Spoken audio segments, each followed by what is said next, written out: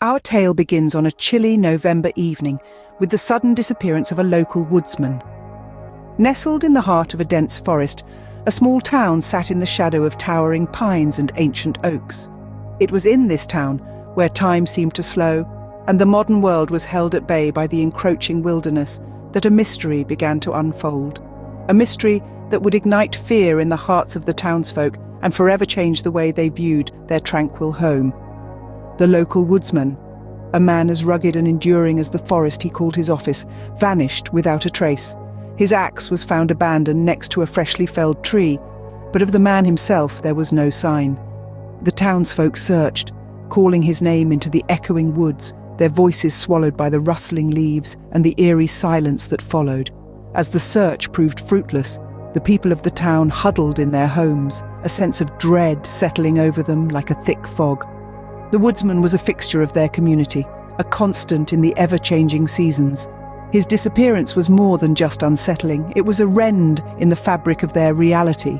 Whispers began to circulate, growing louder with each passing day. They spoke of a witch, a spectre of the forest who was said to haunt the woods. A chilling tale passed down through generations. The witch was a figure of dread, a symbol of the unknown lurking in the forest's depths. The woodsman's disappearance fueled these rumours, giving them new life. The townsfolk, already a superstitious lot, began to see signs everywhere. A gust of wind became a spectral sigh, a creaking branch, the witch's cackle. The forest, once a source of livelihood and beauty, became a place of fear and uncertainty. As the night deepened, the whispers of the witch in the woods grew louder. The disappearance of the woodsman was just the beginning of a tale that would echo through the ages, a tale of fear, mystery, and the supernatural. Despite the terrifying rumours, a brave group of townsfolk decided to venture into the woods. Armed with nothing more than their determination and a few flickering lanterns, they set off into the unknown, their minds teeming with tales of the missing woodsman and the possible witch that resided in the depths of the forest. Their journey was not an easy one. Shadows seemed to dance and twist around them, forming eerie shapes that played tricks on their minds. The chilling howl of the wind through the trees sounded almost like whispers, a spectral language that seemed to echo with warnings and threats.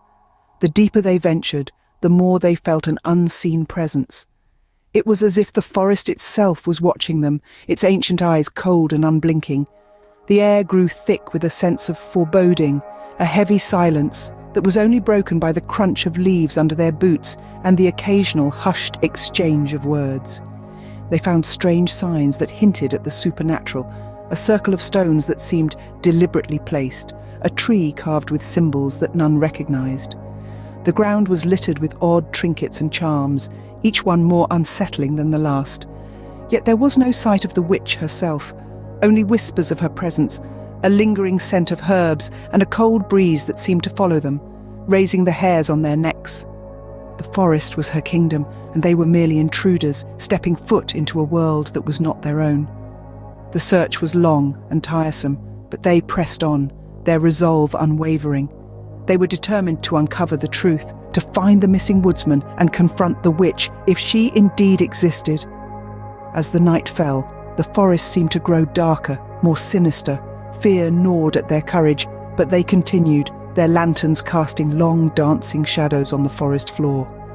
Then, just as they were about to turn back, they stumbled upon something that sent a shiver down their spines. Their hearts pounded in their chests as they stumbled upon a chilling discovery. In the heart of the woods, they found the woodsman's abandoned cabin, a place seemingly frozen in time.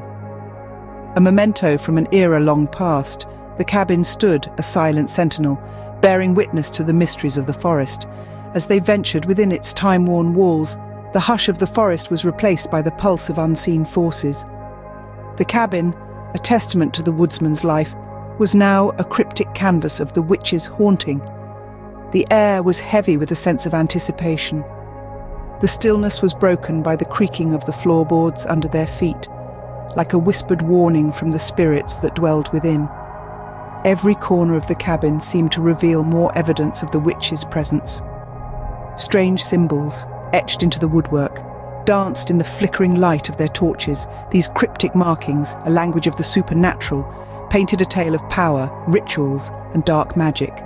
Then There were the unexplained phenomena, a chill breeze that seemed to emanate from the cabin's very core, an inexplicable drop in temperature that made their breath fog in the air, the faint echo of a woman's laughter, a sound that held no warmth, no mirth, but an icy mockery, the inexplicable sway of the hanging lantern, as if moved by an unseen hand. Objects, untouched for years, suddenly seemed to take on a life of their own. A rocking chair creaked rhythmically, as if cradling an invisible occupant. An old dust-covered mirror reflected not the cabin, but a spectral forest bathed in moonlight. The air grew colder, the cabin darker, as the oppressive atmosphere intensified. The feeling of being watched, of unseen eyes following their every move, was inescapable. The cabin was no longer just an old structure in the woods. It was a living, breathing entity, a silent observer, a conduit to the witch. In the heart of the woods, within the confines of the abandoned cabin, they found a haunting reality. The air grew colder, the cabin darker, and they knew they were not alone. Suddenly, a ghostly figure appeared before them, her eyes glowing with an otherworldly light. A chill ran down their spines as they gazed upon the spectre that had emerged from the wood's ethereal shroud. It was the witch, or rather, her ghost, now a haunting phantom of the woman she once was. Her spectral form glowed with a spectral luminescence, her eyes aflame with an eerie, supernatural light. The cold wind whistled through the trees, carrying whispers of ancient incantations. The air crackled with a palpable energy, the very atmosphere around them seeming to vibrate with unseen power. The witch was not a mere apparition. She was a presence, a force of nature, as real and terrifying as the darkness that surrounded them. Her ghostly form moved with an eerie grace, her feet barely touching the ground as she floated towards them. Every step she took seemed to echo with the weight of centuries, each movement a chilling reminder of her timeless existence. The group could only watch in paralyzed fear as the spectral witch drew nearer, her ghostly form shimmering in the moonlight. Suddenly, she raised her arms, and a gust of wind whipped around them, sending leaves swirling in a maelstrom of nature's fury. The trees groaned and creaked, bowing under the weight of her power. It was as if the very forest was responding to her call, bending to her will. They could feel the raw energy pulsating from her, a wave of supernatural power that made the air hum and their skin prickle with a strange, icy cold. Then, with an echoing laugh that sent a shiver down their spines, she vanished. One moment, the witch was there, a spectral presence in the heart of the woods, and the next, she was gone. The forest fell silent, the wind dying down to a mere whisper. The only evidence of her presence was the lingering chill in the air and the fear that clung to them like a second skin. With a blood-curdling scream, the witch vanished, leaving the group in stunned silence. The encounter with the ghostly witch had left them shaken, their hearts pounding in their chests, their minds reeling from the terrifying spectacle they had just witnessed. In the aftermath of the encounter, they soon discovered the witch's tragic history. The witch wasn't always a sinister presence in the woods. Once, she was a woman known for her kindness and healing skills. She lived in harmony with nature, using her knowledge of herbs and plants to help her fellow villagers. However, her abilities eventually became a source of suspicion and fear. As the story unfolded, they came to understand that this woman was accused of witchcraft by the very people she had helped. The village, in the throes of fear and superstition, turned against her. She was unjustly tried, and as the sun set on a cold day in autumn, executed. Her only crime was being different, being misunderstood. But death was not the end for her. Spurred by the injustice and the betrayal she had faced, she lingered on, her spirit trapped in the woods she once loved. Her heartache and anger turned into a thirst for vengeance, transforming her into the terrifying entity they had encountered. The group felt a chill run down their spines as they realized the haunting was not born from evil, but from pain and injustice. The witch's wrath was not a senseless rampage, but a cry for justice that echoed through the centuries. Her spirit was trapped in an endless loop of anger and despair, unable to move on. As they delved deeper into her story, they couldn't help but feel a profound sense of empathy for the witch. They realized that the haunting would never end until the witch's pain was acknowledged until her story was told and the wrongs against her were righted. This revelation was a turning point. It was no longer about their fears or their survival. It was about the witch, about justice, about breaking the chains of the past. They knew they had to right the wrongs of the past to end the haunting. With newfound determination, the group set out to appease the witch's spirit. The air was thick with anticipation and uncertainty as they ventured deeper into the woods. They knew they had to correct the wrongs of the past. But how does one make amends to a spirit wronged centuries ago? They decided to start at the heart of it all, the very spot where the witch had met her untimely demise.